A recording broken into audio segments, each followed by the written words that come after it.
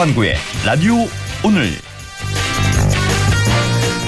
여러분 안녕하십니까, 허환구입니다. 강원도 강릉에서 오늘 또 큰 산불이 발생했습니다. 순간 풍속 초속 30m의 강풍까지 부는 탓에 산불이 해안가까지 거침없이 번졌는데요. 축구장 530개 정도 면적이 불에 탔고요. 주택, 펜션 70여 곳에 피해가 발생했습니다. 경포동과 산대원리, 산포리 일대는 주민 대피령이 내려지면서 인근 리조트와 호텔 투숙객까지 1000여 명 이상이 대피했다는데요. 안타깝게도 전소된 펜션에서 사망자 1명이 발견됐다는 그런 속보도 들어와 있습니다. 자, 오후 들어 비가 내리면서 지금은 완전히 진화됐다니 정말 다행입니다. 4월 11일 화요일 라디오 오늘 광고 듣고 시작합니다.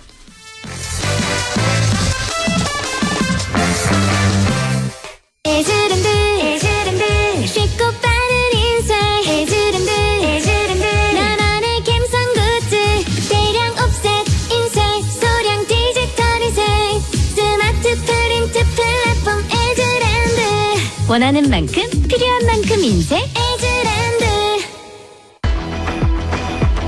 도전이 없는 이변은 없었다. 가슴 뛰는 모험을 향한 완전히 새로운 모빌리티.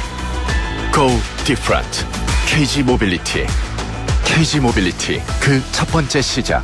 토레스 EVX 사전 계약 중. 5월 가정의 달을 맞아 관절 건강 호건음 프리미엄 골드가 사랑 가득 감사 세일을 준비했습니다. 세 박스를 구입하시면 한 박스를 더 드리는 특별한 기회. 사랑하는 부모님께 건강을 선물하세요. 1833-3399 건강기능식품입니다. 제조원 동진제약, 판매원 매일생활건강. 네, 라디오 오늘 화요일 순서 시작합니다. 일부 생활 속 법률 문제를 쉽고 명쾌하게 풀어보는 안영진의 쾌도난법, 안영진 변호사와 함께하겠고요. 2부 이슈 오늘에서는 대한민국 임시정부 수립일을 맞아서 우리 지역의 임시정부 수장으로 활약하신 독립운동가가 계시죠. 잠시 후 국무령 이상용 기념사업회 김호태 사무국장을 연결해서 자세한 얘기 들어보겠습니다. 이어서 한 주간의 시사 이슈를 알아보는 최요한의 시사 따라잡기도 준비되어 있습니다. 라디오 오늘 생방송 놓치신 분들은 유튜브로도 다시 들으실 수 있습니다. 많은 애청 바랍니다.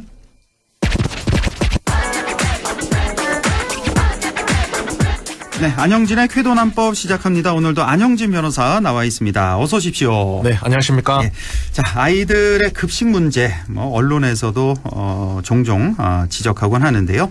여러 차례 지적에도 불구하고 개선되지 않는 면도 있는 것 같습니다. 우리 지역도 마찬가지인데요. 오늘은 학교 급식과 관련한 법률 문제, 그 해결책에 관해서 말씀 좀 나눠보겠습니다. 자, 안 변호사님 시작해 주시죠. 네.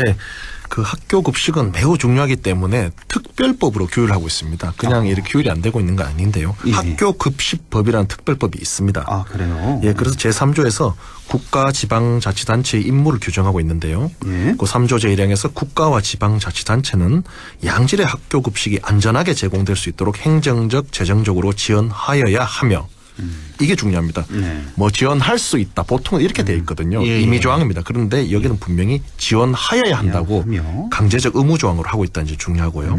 또 영양교육을 통한 학생의 올바른 식생활 관리 능력 배양과 전통 식문화의 개성 발전을 위하여 필요한 시책을 강구하여야 한다. 또 이것도 의무조항입니다. 예. 그만큼 이제 중요하다는 점이고 제2항에서는 특별시, 광역시도, 특별자치도의 교육감은 매년 어떤 계획을 수립해야 되고 이렇게 규정하고 있는데요. 네. 우리 지역 같은 경북도지사, 네. 안동시장 등 지자체 단체장, 경북교육감 등의 책임을 분명히 법률로 규정을 하고 있다는 점입니다. 네.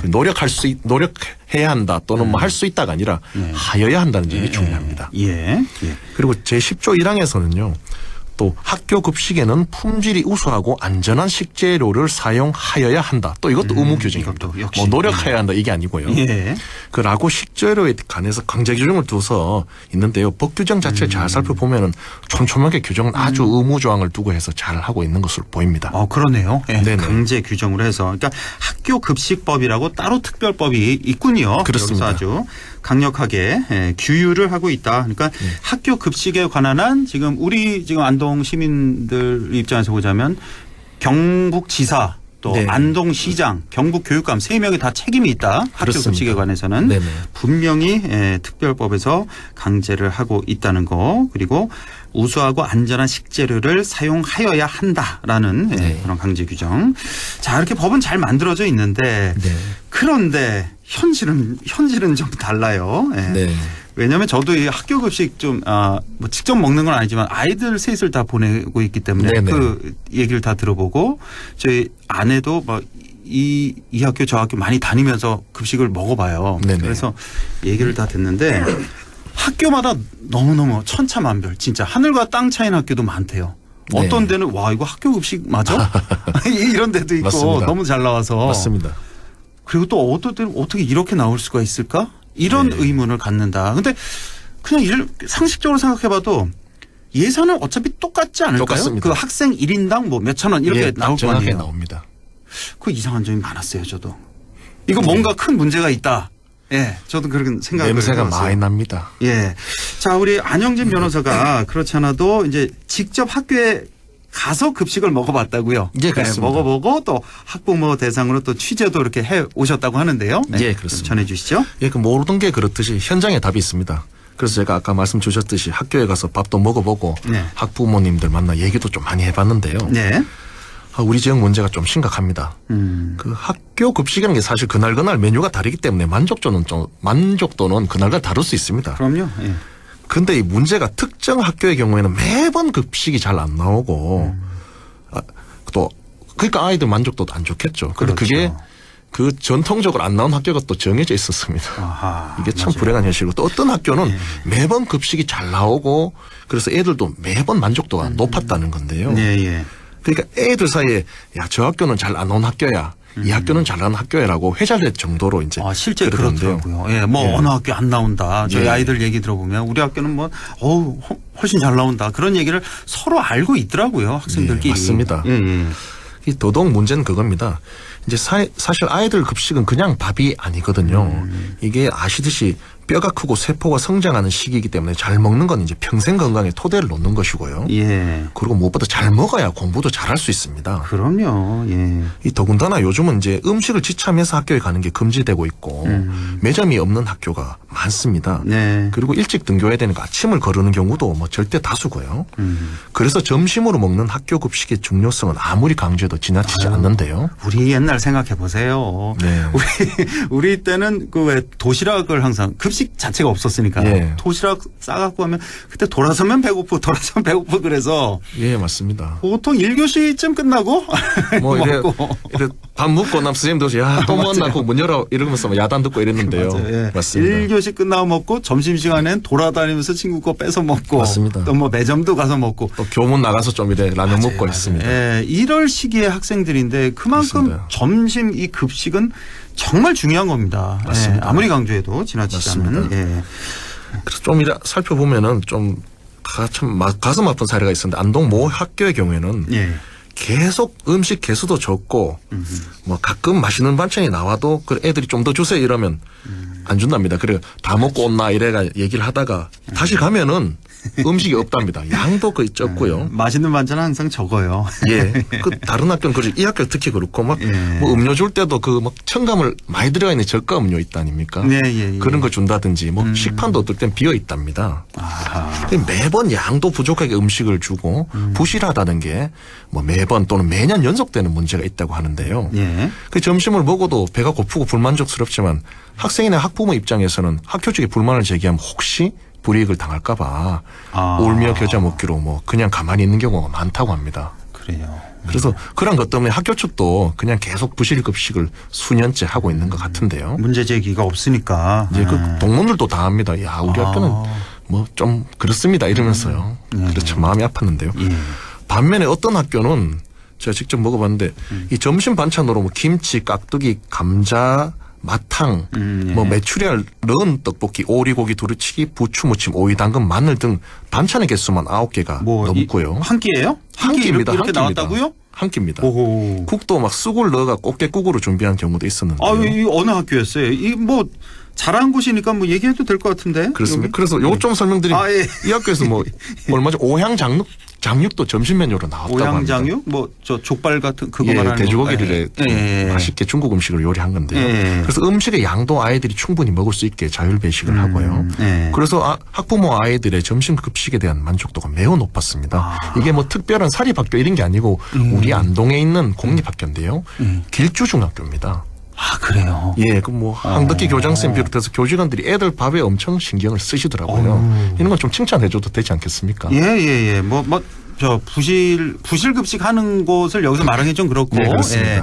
아주 길주 중학교가 상당히 잘 나오는군요. 여기는 또 소문이 났습니다. 그렇게 한다고요. 어쩌다 한 끼 잘 나온 거 아니에요? 안영진 변호사 간다 그래서 특별히 준비한 건 아니고요. 아니요, 그래서 취재를 해보니까 예. 거기서 이제 선생님도 또 이제 돈을 내시고 밥을 잡수시는데 예. 아주 만족도가 높았습니다. 매번 잘 나온답니다. 아, 매번. 예. 그래서 그렇습니다. 아까 말씀드렸듯이 이 국가와 지자체에서 제공하는 예산은 네. 학교마다 공사리 묻지 않고 동일합니다. 사실. 그렇죠. 예. 학생 1인당 몇 천 원 그렇죠. 이렇게 딱 정해져서 납니다. 정해져 있는 거잖아요. 예. 그런데도 이렇게 급식의 양과 질이 큰 차이가 나는데요. 예. 그 일부 학부모님들은 야 이거 뭐 또 장난친 거 아니냐 이런 의혹의 눈초리까지 보내고 있는 상황입니다. 아, 그 예산 갖고 그렇습니다. 장난친 거 아니냐? 그 아이들 밥 가지고 장난치는 사람들에 대한 교육 당국과 사법 당국의 강력한 조사를 원하는 여론도 많은데요. 저도 가슴이 답답하고 정말 성이 얼마나 났는지 모릅니다. 그럼요. 예. 그럴 수밖에 없죠. 예산은 똑같은데. 예. 그러니까 이게 예산 갖고 좀 장난치는 그런 의심이 들 수밖에 들죠. 없고 너무 차이가 나니까. 너무 차이 그렇죠. 납니다, 예. 진짜. 네네. 아니면 뭐 거기 음식 담당하는 영양사, 조리사의 문제일까? 그렇지는 않을 겁니다. 그건 아니에요. 그거는 아닌 그건 건 아닌 것 맞습니다. 같고. 약간 뭐 우리가 딱 보면 알잖아요. 식판에 예. 이렇게 나온 거 식재료. 아, 이건 정말 돈이 많이 들어갔겠구나. 이 정도는 아는데. 맞습니다. 근데 거기서 이제 맛이 조금 더 좋고 나쁘고 요 정도로 차이가 나면 영양사, 조리사 문제일 수도 있지만 아니, 그거 아니죠. 식재료의 재료 질과 자체가. 양, 종류가 그렇죠. 현격하게 차이 나는 걸 정말 뭐 취재 결과 저도 예. 보고 마음이 많이 아프고 성이 많이 났습니다. 그러면 이렇게 네네. 되면 경북교육감, 경북지사, 안동시장 뭐 다 이거 뭐 어떤 움직임이 있어야 되는 거 아닙니까? 이대로 방치해서는 안 될 것 같아요. 이 방송을 들으시고 예. 좀 적극적인 어떤 움직임이 있으리라 기대를 해봅니다. 예, 그 안동시로 따지자면 그 담당 부서가 있을 거 아닙니까? 네, 그렇습니다. 그 안동교육청도 있을 거고요. 그렇죠. 예, 책임자 차원에서 이거 반드시 좀 개선을 해야 될 것 같습니다. 네. 자, 그렇다면 이렇게 매번 제기되는 부실 학교 급식 문제 네. 여기에 대한 뭐 해결책, 개선책 뭐 이런 건 없을까요? 네, 그 제가 몇 가지 효과적이고 예산도 별로 들지 않는 뭐 그런 해결책을 제안드리고자 하는데 예전에 칼럼에도 간단히 언급한 바 있는데요. 예. 우선 이제 점심 급식의 실제 사진을 매일 학교 홈페이지에 공개하는 게 필요합니다.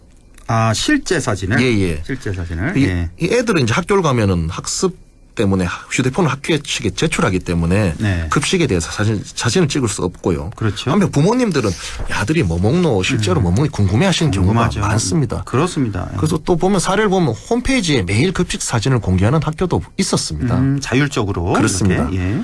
학교마다 달랐는데 그 사진을 공개하면 좀 더 나아지겠죠. 또한 이러한 사진을 각 지역 교육청에 각 학교마다 매일 함께 공개를 해버리면은 각 학교 간 비교도 되고 경쟁도 되어 개선 효과가 있을 것이다라는 저는 생각을 해봤습니다. 사진을 공개하자. 그렇습니다. 좀 의무적으로 해야 될 것 같습니다. 의무로 해야 되는 그렇죠? 거죠. 예. 그냥 하고 말고 놔두는 게 아니라요. 그렇습니다. 예. 그렇습니다. 두 번째는 모든 게 그렇습니다. 그 정책이나 모든 서비스의 수요자의 만족도를 조사하는 게 기본입니다. 그렇죠. 그 매달 한 번이나 정기적으로 아이들의 급식에 대한 만족도를 조사하는 게 필요하고 이를 학교 및 교육청 홈페이지에 순일 매겨 공개하는 게 필요하지 않나 생각을 합니다. 예. 이 모든 부실 부패는 이 밀실 행정과 비경쟁에서 비롯되는데 이렇게 만족도를 공개해버리고 그 순위로 공개하면은 지금 부실 급식으로 질타받고 있는 일부 학교는 부끄러워서라도 개선을 위한 노력을 하지 않겠습니까? 그렇습니다. 예. 예. 만족도를 조사하자. 두 번째 그렇습니다. 해결책. 뭐 어렵진 않을 겁니다, 당연히. 예. 그 세 번째는 그렇습니다. 아이들이 급식에 대한 만족도를 학교 예산 배정이나 뭐 교직원 승진 및 보직에 감안하는 쪽으로 정책 방향을 좀 잡아보자는 겁니다. 예. 학교 급식이 단순한 급식이 아니라 이것도 교육의 아주 중요한 부분의 하나입니다. 그럼요. 예. 예. 그래서 각 학교마다 지금 도서관, 체육관, 스마트 교실 등 각종 예산 확보에 사활을 걸고 있는 상황인데요. 예.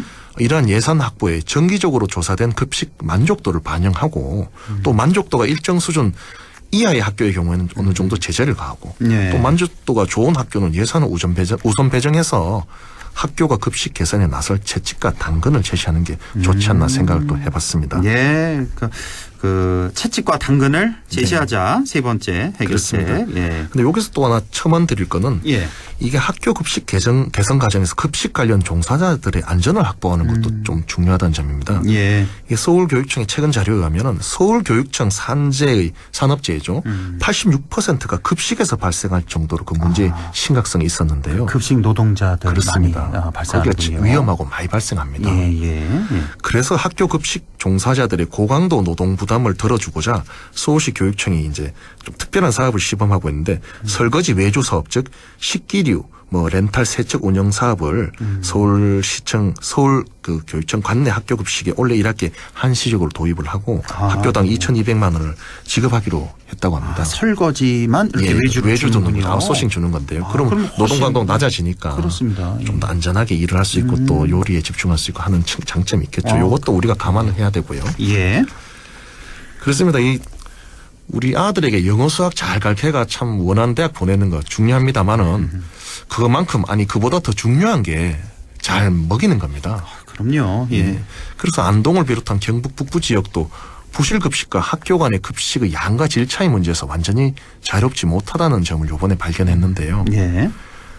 그렇습니다. 정치권은 지금 많이 바쁘신 것 같아요. 길에 플래카드 걸고 내가 일을 했다, 홍보도 하시고 이런 주장 여러 가지 하시는 게 중요한데요. 예. 아이들이 먹는 급식 문제에 대해서 좀 더 정책적 역량과 예산을 투입하는 것이 굉장히 시급하고 중요한 문제라는 점을 지역 정치권과 교육 당국에게 꼭 말씀드리고 싶습니다. 교육과 의료가 좋은 안동을 비롯한 경북 북부를 만들기 위해서 저도 힘을 꼭 보태도록 하겠습니다. 그러네요. 예, 이 학교 급식 너무나도 중요한 거니까 그냥 담당자들 그 자율에 맡겨서는 안 되겠다. 지금 현실이 이러니까 직접 우리가 체험하지 않습니까? 맞습니다. 예, 그래서 이건 정치권에서도 노력을 해야겠네요. 예, 관련 또 법률도 그렇습니다. 기존 정치권 보면은 어떤 토목사업 다리를 놓는다, 길을 뚫는다, 아니면 어떤 공단을 유치한다 이런 굵직굵직한 프로그램에 어떤 집중을 하지 이런 아이들이 무슨 밥을 먹고 어떤 교육을 받는지 또 어떤 분들이 아파서 의료를 좀 챙겨 이런 어떤 생활적인 측면에서는 조금 집중을 하지 않는 측면이 있더라고요. 그래서 이런 생활 정치를 좀 해달라. 우리가 느낄 수 있는 정치를 해달라. 이런 점을 좀 꼭 말씀드리고 싶고 이런 맥락에서 아들 밥 먹이는 거 꼭 좀 챙겨달라고 말씀드리고 싶습니다. 그렇습니다. 예. 각 교육청 또 학교도 마찬가지고 또 각 지자체장도 좀 더 신경을 써야 되겠고 우리 안영진 변호사 이렇게 보니까 지난주에 그 대학병원 유치하자 그거 공약 내세웠잖아요. 네, 좀 그런 그렇죠? 말씀드렸습니다. 오늘 2탄이네요. 아이들 학교 급식 신경 쓰겠다. 신경을 써달라는 거고 제가 혹시 걸리거든 저는 당연히 신경을 쓸 겁니다. 예, 알겠습니다. 예. 네. 자, 지금까지 안형진 변호사와 쾌도난법 함께 했습니다. 고맙습니다. 네, 감사합니다. 네, 라디오 오늘 2부에서 뵙겠습니다.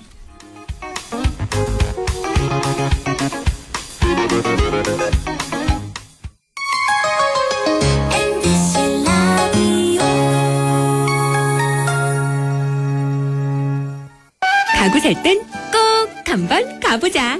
안동 명품 가구 백화점. 흑표 흑침대, 양성국 갤러리, 금성침대, 한국 가죽 소파, 장수돌 침대. 다양한 브랜드 가구를 한 곳에서 쇼핑할 수 있는 대형 가구 전시장. 안동 명품 가구 백화점. 오늘도 안전하게 음주운전 예방수칙 알려드립니다. 첫 번째, 술자리가 예정된 경우 미리 귀가 방법을 정하고 차는 가져가지 않는 것이 안전합니다. 두 번째, 음주 후 자전거나 전동 킥보드를 이용하는 것도 음주운전 처벌 대상에 포함됩니다. 세 번째, 과음을 한 다음 날에는 대중교통을 이용해 주세요. 숙취 음주운전 역시 처벌 대상입니다. 네 번째, 음주운전을 방조하는 경우에도 3년 이하의 징역형 또는 1,000만 원 이하의 벌금형에 처해질 수 있습니다. 적극적으로 말려주세요. 위험한 음주운전 미리 예방하여 소중한 생명을 지켜주세요.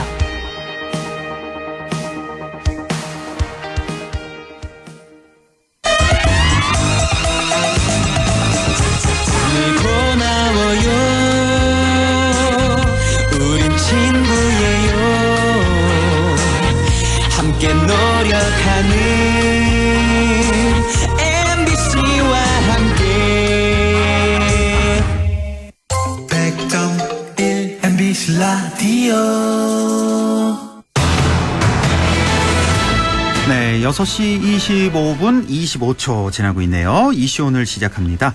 4월 11일 오늘은 104주년 대한민국 임시정부 수립 기념일입니다. 1919년부터 45년까지 27년간 중국에서 활동했었죠. 우리 지역에서도 임시정부에서 활약하신 분들이 많은데요. 그중에서 임시정부의 수장인 국무령을 지낸 바로 임청각의 주인 석주 이상용 선생이신데요. 국무령 이상용 기념사업회 김호태 사무국장을 연결해서 자세한 얘기 나눠보겠습니다. 김호태 사무국장님 안녕하십니까? 예, 안녕하십니까? 예, 수고 많으십니다. 자, 우선 늦었지만 좀 축하드릴 일이 있네요. 지난해 연말에 문화재청장상을 수상하셨다고요? 예. 아, 개인적으로 받으신 거예요? 아니면 기념사업회에서 받으신 거예요?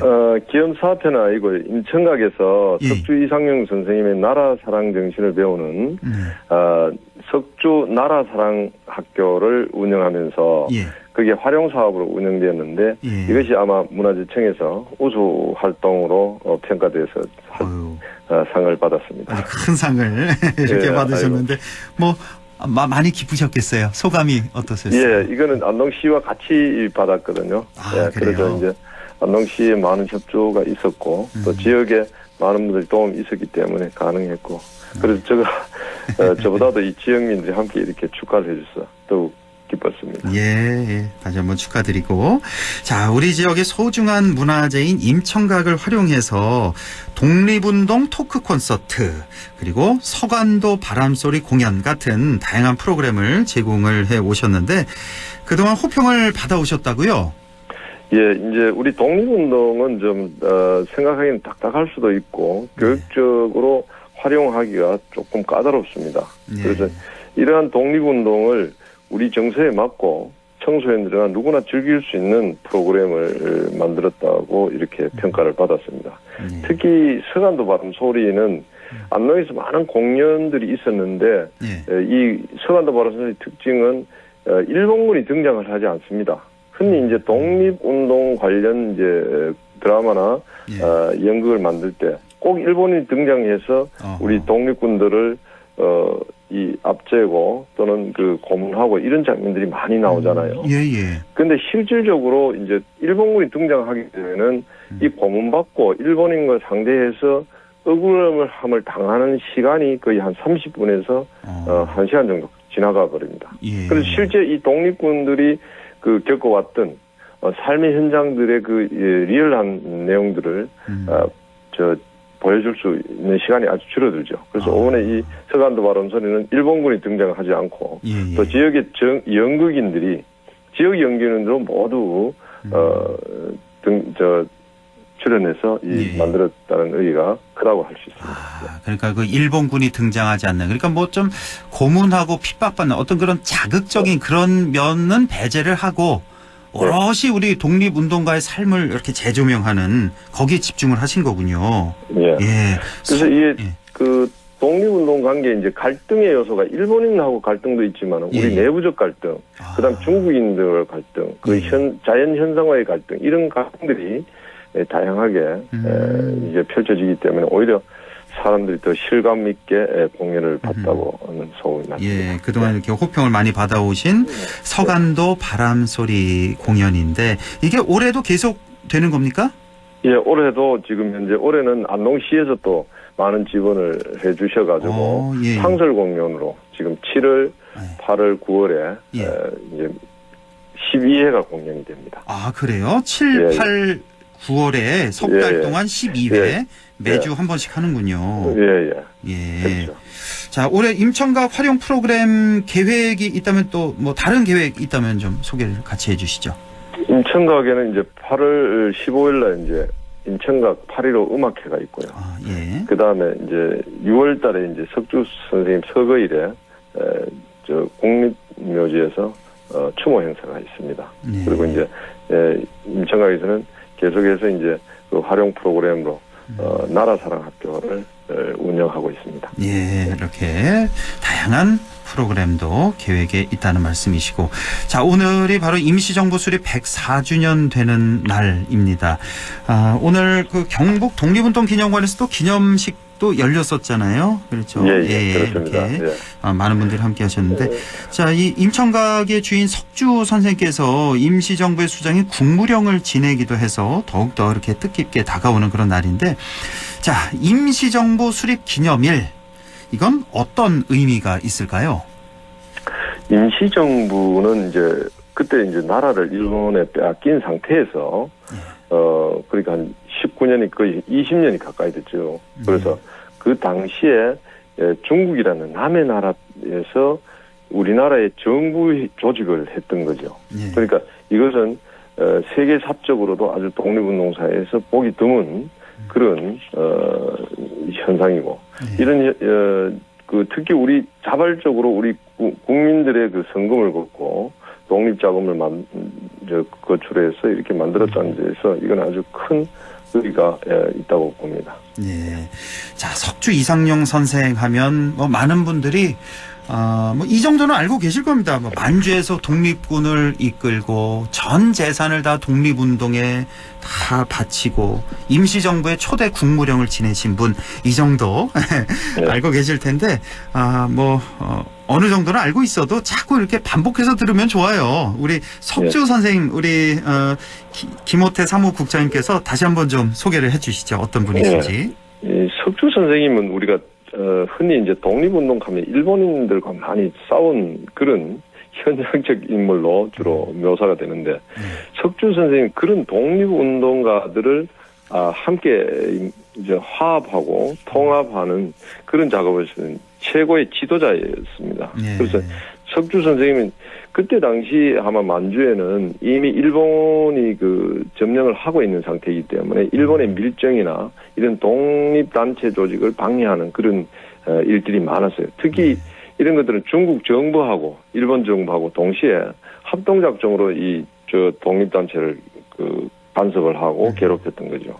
이런 상황에서 석주는 그때 당시에 핍박받던 우리 민족들을 모아서 초기에는 부민단이나 한족회에서 26만 한 30만 정도의 동포를 모았습니다.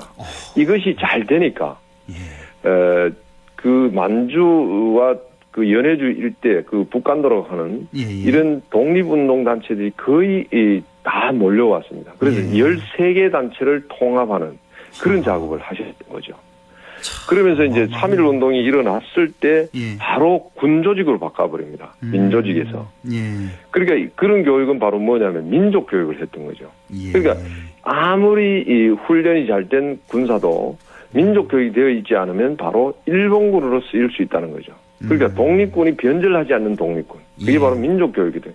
그래서 석주 선생님이 안동에서 이미 협동학교나 이런 신식학교를 세워서 민족교육을 했던 것이 바로 그것이 만주에 적용했던 것이죠. 그래 그것이 처음에는 신흥학교라고 해서 일본인들이 봐도 이거는 그냥 일반 민족학교다라고 봤지만은 민족교육을 받은 사람들은 총만 들려놓으면 바로 군인이 된다는 사실이죠. 그래서 19년도가 되면 이것이 바로 신흥무관학교로 바꿔버려요. 그래서 석주 선생님이 가장 잘한 것이 바로 그 독립군의 민족교육이었죠. 그래서 그 100만 동포를 모았던 분이고 임시정부가 만들어질 때도 이것이 좀 빠르다는 얘기를 하셨어요. 그래서 그런데 이미 만들어졌으니까 석주 선생님은 이걸 도와야 된다. 그래서 이 임시정부를 반대하는 파가 있었습니다. 그게 바로 북경의 공화정부였는데 이 공화정은 인정의 그 실정을 비판하고 그런 과정에서 생긴 단체인데 여기에 석주 선생님을 대통령으로 추대를 했습니다. 그랬을 때 석주 선생님은 이승만 그 정부가 비록 잘못하고 있지만은 그것을 우리가 새로운 정부를 만들었을 때는 또 다른 분열이 일어난다. 그래서 우리가 여기서 단체를 만들면 안 된다라고 하면서 임시정부를 도와줬던 거예요. 그래서 실제 그 한족회라는 큰 군정부를 갖고 있으면서도 그 군정부를 낮추어서 임시정부 밑에서 일을 했던 거죠. 그러니까 이것은 석주 선생님 많은 그 임시정부 때문에 오히려 서간도의 독립운동은 장애를 받았던 그런 사실입니다. 그래서 나중에는 25년대 이제 국무령으로 추대되는 그런 상황을 맞게 되죠. 아유, 그러니까 우리 독립운동가들 뭐 통합하고 교육하고 훈련도 시키고 양성하고 또 나중에 또 희생과 어떤 뭐 양보의 정신까지 이렇게 보여준 예. 뭐 끝이 없겠죠 설명하시자면. 예. 석주 선생님은 뭐 이것이 뭐 해외적으로도 아주 대단했고 예. 특히 이제 이런 석주 선생님의 독립운동을 보고 심지어는 일본 육사에서 지청천의 김경천 장군 같은 분들은 뛰쳐나와서 석주 선생님 밑에 와서 교관이 됐습니다. 그럴 정도로 예. 석주 선생님은 아주 단단했어요. 예. 알겠습니다. 자, 질문이 좀 더 많아서. 자, 그런데요, 이 국가보훈처에서 석주 선생의 이런 훈격 재평가가 이루어진다는 그런 뉴스가 얼마 전에 했던 기억이 나는데요. 자, 지금 석주 선생의 훈격이 어느 정도입니까? 어떤 훈격을 갖고 계십니까? 우리는 뭐 흔히 대한민국장하고 이렇게 5단계로 있습니다. 예. 그런데 이제 세 번째가 이제 독립장입니다. 세 번째. 석주 선생님이 이제 3단계 그 독립장을 받으셨거든요. 예. 그래서 이와 같은 것은 뭐 우리 민족, 우리 대한민국 자체의 어떤 좀 뭔가 맞지 않는 그런 위상을 떨어뜨리는 그런 fun격이죠. 그럼요. 그래서 100만 동포를 이끌고 독립전쟁을 벌였던 이 석주 선생님이 독립장을 받았다는 것은 국가의 위신 문제다 이렇게 봅니다. 그러니까 5단계가 있군요. 훈격. 이 중에서 세 번째 단계인 독립장을 훈격을 받고 계신데 이거를 뭐 대한민국장이나 그 바로 밑에 정도로? 대한민국장 최고장을 최고장이죠. 예. 대한민국장은 뭐 백범 김구 선생 뭐 이런 분들이 받으신 건가요? 예. 그렇죠. 예. 어느 단계까지 지금 뭐 생각하고 계시는 겁니까? 대한민국장. 대한민국장이래야죠. 뭐 석주 선생님은 뭐 석주 선생님만큼 또 독립운동을 하신 분이 뭐 그렇게 말을지 않을 거라고 보거든요. 사실은 뭐 백범 김구나 뭐 안중근 선생도 대한민국장으로 제가 기억하고 있는데 같은 레벨로 같은 선상에 대한민국장을 받으셔야 된다 이런 말씀이시고. 자, 그 임청각 앞에요. 그 철로도 지금 다 제거가 됐잖아요. 이미 오래전에 제거가 됐고 뭐 복원 사업도 이루어지고 있는 걸로 알고 있는데 지금 이게 추진이 잘 되고 있는 겁니까? 아니면 지금 조금 뭐 잘 안 되고 있다는 그런 뉴스도 들은 것 같아서요. 예, 뭐 지금 현재 건설 현장을 뭐 잘 하고 있습니다. 공사는 잘 되고 있고 올해까지 이제 토목 공사하고 그다음에 그 담장 공사, 그다음에 조경 공사를 연내에 아마 마칠 겁니다. 그리고 이제 그와 동시에 건물 한옥 2채가 만들어지고 역사 공유관으로 해서 석주 선생님 기념관이 만들어질 예정입니다. 지금 현재는 뭐 차질 없이 되고 있다고 봅니다. 올해까지는 뭐 토목공사 또 담장 조경까지 이제 마칠 계획이고. 근데 한편에 그 석주 선생 후손들하고 문중 간에 뭐 갈등이 있다. 그래서 이건 뭐 갈등이 커지면 임청각 복원 중단하겠다까지 뭐 이런 얘기가 있는데 이건 맞습니까? 이 얘기가? 뭐 그런 이야기는 뭐 경솔한 이야기죠. 어떤 국가 사업이 뭐 이렇게 중단되고 이런 거는 있을 수 없고 또 석주 선생님의 그 어떤 사상이나 그 활동을 본다면은 그 목적에 벗어나는 뭐 그런 갈등의 요소는 없어야 되겠죠. 그래서 그 뭐 아주 우리가 단순하게 생각해야 됩니다. 너무 그 본질에서 벗어나면은 안 되거든요. 그러니까 석주 선생님이 여기 가실 때 수억 원의 수백억 원의 그 돈을 독립운동을 해서 쓰셨잖아요, 그죠? 그래서 이 사업도 그런 차원에서 되는 것이기 때문에 그런 갈등적 요소는 우리 스스로 제거를 해야 되지 않을까 하는 그런 생각을 해봅니다. 아유, 다행이네요. 이 뭐 후손과 문중 간의 갈등 그런 뉴스가 살짝 있었거든요. 그래서 걱정을 좀 했었는데 큰 문제 없다 이런 말씀이시고요. 뭐 없을 겁니다. 고성희 씨들이 다 양반이거든요.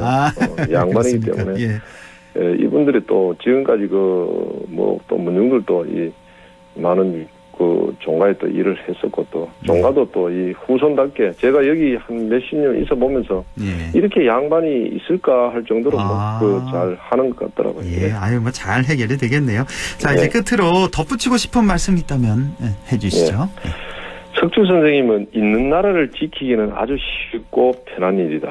그러나 이 나라를 잃은 나라를 다시 찾는 것은 그보다 몇 배, 1000배 힘든 그런 일을 겪어야 된다라고 하셨습니다. 그래서 아주 크게는 몇백 년까지도 앞을 내다보고 독립운동을 정리하셨습니다. 그러니까 본인이 비록 살아계실 때 독립을 하지 않더라도 우리 후손들이 독립된 나라에서 민족이 따뜻한 민족으로 살아가기를 기원했던 분이 바로 이 석주 선생님이거든요. 그래서 이런 정신들을 갖는다면은 지금 어려운 외교라든지 외교 문제라든지 이런 것들도 잘 해결되리라고 봅니다. 그래서 우리가 석주의 그런 어떤 독립 정신, 특히 석주 선생님은 인문 정신이 아주 강한 그런 분이었습니다. 그래서 이 석주 선생의 그 선비 정신과 독립운동 이 정신을 우리가 오늘 한번 더 되살렸으면 좋겠다 하는 생각을 해봅니다. 네, 석주 선생의 인문정신, 선비정신, 그 희생정신 다시 한번 되새기자는 말씀. 네. 자, 지금까지 국무령 이상용 기념사업회 김호태 사무국장과 함께했습니다. 사무국장님 고맙습니다. 예, 감사합니다. 네. 라디오 오늘에서는 청취자 여러분의 참여를 기다리고 있습니다. 우리 지역에서 발생한 사건 사고 소식이나 함께 토론하고 싶은 내용을 안동 MBC 홈페이지 라디오 오늘 게시판에 올려주시기 바랍니다. 전화와 문자 참여도 하실 수 있습니다. 전화는 851국에 7191번, 문자는 샵 0913번으로 보내주시면 됩니다. 문자는 단문 50원, 장문 100원의 정보 이용료가 있습니다. 여러분의 많은 참여 바랍니다.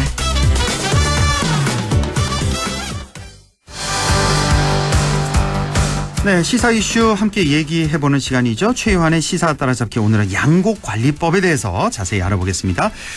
최요한 평론가님 안녕하십니까? 예, 반갑습니다. 최요한입니다. 오늘 주제가 너무 마음에 듭니다. 우리 지역에 또 농민들도 많이 계셔서요. 예. 이 양곡관리법 뉴스에 참 많이 나오는데 이제 이 개정안 도대체 어떤 내용을 담고 있는 건지, 여야가 왜 이렇게 싸우는지 오늘 자세히 좀 알아보겠습니다. 자, 우선 이 양곡관리법 개정안에 대해서 설명을 좀 해주시죠.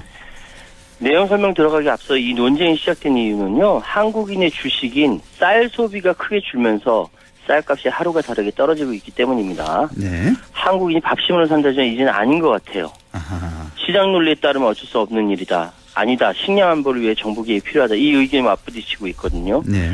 양곡 개정안이란 국내 쌀 수요 대비 초과 생산량이 3에서 5%이거나 쌀값이 전년도보다 5에서 8% 하락할 때 정부가 이 초과된 생산량을 모두 다 사들인다는 내용입니다. 이 지난 3월 23일 날 국회 본회의를 통과했죠. 초과 생산량이 있거나 아니면 쌀값이 하락할 때 정부가 사들인다는 내용. 이걸 이제 의무화하는 그런 내용인데, 자, 이 법안에 대해서 윤석열 대통령 거부권 행사했잖아요. 다른 말로 뭐 재의 요구권이라고 하는데 이 이유는 뭔가요? 뭐 대통령 그 거부권 1호로 발동한 거고요. 7년 만이라고 하는데요. 윤 대통령은 그간 정부는 이 법안의 부작용에 대해 국회에 지속적으로 설명해 왔습니다만, 모르겠어요. 지속적으로 설명했는지 잘 모르겠어요. 제대로 된 토론 없이 국회에서 일방적으로 통과시킨 매우 유감스럽게 생각한다. 이 법안은 농업의 생산성을 높이고 농가 소득을 높이려는 정부의 농정 목표에도 반하고 농업인과 농촌 발전에 전혀 도움이 되지 않는 전형적인 포퓰리즘 법안이다. 네. 이거는 남는 쌀을 모두 다 사들여야 한다는, 막대한 혈세를 들여 사들여야 한다는 남는 쌀 강제 매수법이다. 강도 높게 비판했습니다. 이게 이제 윤 대통령의 직접 발언이에요. 예, 모두 그 국무회의에서. 자, 그렇다면 이제 민주당의 입장도 좀 알아보겠는데요. 민주당은 뭐 어떤 주장을 지금 하고 있는 겁니까? 민주당은 농민 생존권과 식량 안보를 위해 법 개정이 꼭 필요하다는 입장입니다. 기존 양곡관리법이 생산 조정이 미흡해서 이 과잉 공급이 반복되었다. 이 재량적인 시장 경위로, 그러니까 딱 기준 맞춰서 한 게 아니라 재량적으로 했다는 거죠. 그래서 쌀값 폭락을 야기했고, 그래서 이번 새로 개정되는 양곡관리법은 국가가 생산 조정을 통해서 구조적인 이 공급 과잉을 막고 과잉 생산된 건 시장에서 이제 격리하도록 해서 쌀값 정상화를 가능하도록 한 것이다. 한국의 식량 자급률이 44.4%고, 곡물 자급률, 동물들까지 같이 먹는 사료, 그 자급률은 20.9%다. OECD 중에 해외 의존도 가장 높다는 것이거든요. 근데 이게 무조건 매수하는 것도 아니고 조건을 달았잖아요. 쌀이 3% 이상 초과 생산되거나 쌀 가격이 평년보다 5% 이상 하락한 경우에만 이렇게 그 수매하는 걸로 조건이 있음에도 불구하고 거부권 행사한 건 이해가 안 된다 이렇게 얘기하고 있죠. 아, 그러니까 우리 지금 식량 자급률, 뭐 곡물 자급률 말씀하셨는데 뒤에서 또 설명하겠지만 이게 너무 낮아요 다른 나라에 비해서. 그래서 지금 이 뭐 전체적인 거에 비해서 쌀에 대한 자급률은 비교적 높은데 만약에 우리 농업이 무너지게 된다면 이 안보와 연결되는 거다. 이런 논리인 것 같은데요. 자, 이에 대해서 정부는 또 어떤 입장을 갖고 있는 겁니까? 네, 정황근 농식품부 장관이 수차례 반대 입장을 표명했는데요. 농식품부 산하의 한국농촌경제연구원 연구 결과에 근거해서 반대하고 있습니다. 이게 보고서를 냈는데 지난해 개정안이 시행되면은 쌀 추가 공급량은 지금의 20만 톤 수준에서 2030년에 되면 60만 톤 이상으로 늘게 되고 쌀값도 80kg당 17만 원대 초반으로 지금의 한 8% 정도 가격이 하락한다라고 분석 결과를 내놨어요. 그래서 2030년까지 매년 연평균 1조 원이 넘는 돈, 1조 300억 정도의 돈이 투입된다 이렇게 예측했거든요. 그러니까 청년 농업인 스마트팜 육성, 유통시설 스마트화 여러 가지 할 것들이 많은데 이 개정안에 따르면 이런 걸 못한다라고 이야기를 하고 있는 것입니다. 그러니까 한국농촌경제연구원의 연구 결과에 근거해서 보고서에 근거해서 이렇게 정부는 입장을 내고 있는 거군요. 자, 그 원래 양곡관리법 개정의 핵심이 이제 쌀 시장에서 이제 자동 격리, 과잉 생산됐을 때 쌀값 폭락했을 때 이렇게 시장 격리하는 것 그거 하나랑 타작목 재배 지원 이렇게 크게 투 트랙 아니겠습니까? 이게 이제 뭐 다 농민들을 위한 법안인데 이것 갖고 이렇게 여야 정의 서로 이렇게 싸울 필요가 있을까 이런 생각도 좀 들어요. 그러게 말입니다. 일단 팩트 말씀드리면요. 쌀 자동시장 격리제는 정부가 가격 안정 장치였던 변동직불제를 폐지하면서 내놓은 약속이에요. 그러니까 쌀 과잉 구제 해소한다. 곡물 자급률 높이기 위해서 콩이나 사료 작물 등 타 작목 재배를 추가한 것이 개정안의 골자인데 이게 그때그때 상황에 따라서 시행 여부를 판단할 게 아니라 장기적 사업으로 법으로 만들자는 겁니다. 그래서 실제로 밀은 지금 1.1%, 콩은 2% 수준인데 자급률이 2027년 말까지 7.9%, 콩은 40%까지 늘린 계획이었는데 양곡관리법 개정안이 되면은 이게 밀은 4%, 콩은 26.4% 수준에 머문다라고 농식품부는 그렇게 예상을 하고 있어요. 그래서 개정안을 반대한다라고 얘기하고 있는 것이죠. 이렇게 벼농사를 이렇게 지원을 많이 하게 되면 다른 작물로 이렇게 자급률이 더 높아지지 않는다. 더 예상보다 떨어진다. 이런 거군요. 자, 근본적으로 쌀 가격을 조정해야 하는 정부가 자기 역할을 그동안 잘 하지 못해서 이 난리가 난 거 아니겠습니까? 그러니까요. 정부가 약속 지키지 않은 쌀값이 폭락하고 농민들의 농업소득이 쪼그라들었는데 아무도 책임 안 지잖아요. 이게 지난 정권에서 제대로 관리하지 않은 책임이 있습니다. 2021년 쌀 수확기에 법이 정한 쌀 시장 격리 요건을 충족됐는데도 불구하고 정부가 시간 끌면서 쌀 가격 안정 대책에 나서지 않고 너무 늦게 시장 격리하는 바람에 2021년 쌀값은 45년 만에 최저치를 폭락하고 말았어요. 그러니까 농민들이 화가 나니까 상경투쟁하고 막 이렇게 싸웠단 말이죠. 그래서 이거 그때그때 하면 안 되고 법과 제도로 보자 하면서 이제 양곡관리법 개정을 내놓은 건데 지금 곡물 자급률이 아까 말씀드렸습니다만 형편은 없거든요. 어떤 거는 완전히 그 수분 포함해서 생체중, 완전 건조해가지고 건체중 이런 기준으로 하는데 이거 의미가 없고요.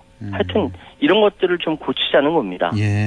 과거 정부, 작년에 윤석열 정부도 그렇고 그 전에 문재인 정부에서도 책임이 많이 있다, 공이 있다는 이런 말씀이시고 이 식량 자급률 있잖아요. 이것 좀 설명해 주셨으면 좋겠는데 우리가 일본보다도 낮고 OECD 평균보다 형편없다는 그런 얘기가 있는데 어느 정도나 낮은 겁니까? 식량 자급률은요, 곡물, 이 가운데서 가축을 먹이는 데 필요한 사료용 원재료 곡물 제외하고 주식용, 사람이 먹는 곡물만을 대상으로 산정하고요.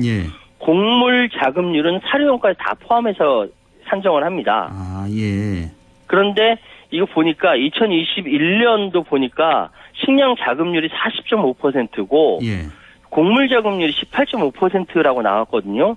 근데 그 기준이, 그러니까 잠정 그 기준을 이게 나온 게 건체중 완전히 말렸을 때 재는 거고 이걸 수분을 포함하면 조금 올라가요. 그러니까 식량 자급률이 44.4%, 곡물 자급률이 20.9%에 이게 사실 50보 100보인데 이렇게 발표를 하니까 현장에 있는 농민들은 웃습니다. 이게 건체냐 생체냐 따지는 게 어처구니 없다. 자급률 높이는 정책과 제도가 중요한 건데 공무원들이 지금 건체다 생체다 이렇게 따지고 있으니까 비웃고 있고요. 지금 생산 장려 대책만 있지 판매 대책 없다. 과잉 문제가 반복되는 거 아니냐라고 불만들을 표출하고 있는 것이죠. 그러니까 뭐 농민들의 목소리를 더 잘 귀 기울여서 들어야 됩니다. 실제적인 문제들. 그러니까 식량 자급률이 있고 곡물 자급률이라는 게 있는데 식량 자급률은 그러니까 사람이 먹는 그 식량, 곡물 자급률은 사람이 먹는 거에다가 동물들이 먹는 그 사료까지 포함한 거. 그러니까 식량 자급률은 한 40% 되고 곡물 자급률은 한 20% 안팎이다. 맞습니다. 이런 거 훨씬 낫군요. 그러니까 우리가 동물들 사료 수입을 많이 하는군요. 맞습니다. 많이 수입합니다. 자, 그러면 다시 이 대통령 거부권으로 좀 돌아가서요. 일단 대통령이 돌려보낸 거잖아요. 거부를 했잖아요. 이 법률 개정안을. 그럼 앞으로 어떻게 되는 겁니까? 처리가? 이게 양국관리법 거부권 행사 법안 부결을 의미합니다. 현재 국민의힘 의원이 115명이고 국회 3분의 1을 넘는 의석을 보유하고 있기 때문에 민주당에서 재의결한다고 하지만 재적 의원 과반수 출석에 출석 의원 3분의 2 이상 찬성해야 가능해요.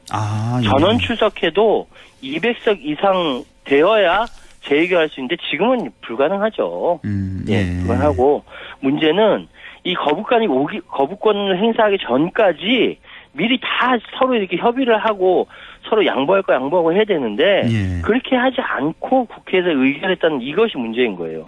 예전에 YSDJ 때는 거부권 사례가 없었거든요. 그때 정치로 문제를 잘 풀었다는 것이죠. 그러니까 미리 이제 국회에서 그러니까 이 거부된 법안 이걸 이제 재의결하기 위해서는 재적 의원 과반수가 일단 출석을 해야 되고 150명 이상이 일단은 출석해야 되고 그 출석한 인원 중에 3분의 2 이상이 찬성을 해야 된다. 그렇습니다. 예를 들어 뭐 200명 출석했다. 그러면 뭐 130명 이상 뭐 150명이 출석했다 그러면 한 100명 이상. 근데 거의 뭐 불가능하겠군요. 국민의힘 의원만 해도 뭐 115명 정도 되니까. 개헌선을 넘어야 된다니까. 그렇군요. 자, 그렇다면 앞으로 뭐 어떻게 되는 겁니까? 앞으로 전망을 좀 말씀해 주신다면. 내년 총선을 앞두고 정치권 전체가 부담스러울 텐데 현재로서는 이 거부권 행사할 법안들이 계속 쌓여 있어요. 간호사법, 방송법, 노란봉투법. 근데 이미 지금 그 양국관리법 이거 거부권 행사했잖아요. 이 부분 나머지 법안들도 다 거부권 행사하기도 부담스럽고 이걸 야당에서 또 이거 밀어붙이기도 부담스럽고 서로 이렇게 부딪히고 있는 상황이거든요. 근데 이거 세 가지 법안들 다 여야 합의 없으면은 다 거부권 행사한다 그랬잖아요. 그렇죠. 그래서 정치는 협상의 예술인데 지금 전당대회 이후 국민의힘 지도부가 보이지 않고 여야가 서로 뭐 얘기도 안 하고 있는 것 같아요. 그래서 지금 말씀드리고 싶은 거는 지금 거부권 행사 이야기 나오기 전에 서로 이 부분에 대해서 충분히 좀 이야기를 좀 서로 이렇게 협의를 해서 지금 나오는 양국관리법 뭐 지금 보니까 뭐 직불금제 다시 뭐 내려보낸다부터 시작해서 여러 가지 이야기가 많고요. 간호사법, 방송법, 노란봉투법 계속 남아 있는데 이거 어떻게 해야 합니까? 계속 쌈박질을 봐야 됩니까? 어쨌든 내년 총선까지 이러저러한 이야기가 계속 나올 것 같습니다. 그렇네요. 오늘 양곡관리법 개정안에 대해서 자세히 알아봤습니다. 지금까지 최요한 시사평론가였습니다. 고맙습니다. 감사합니다.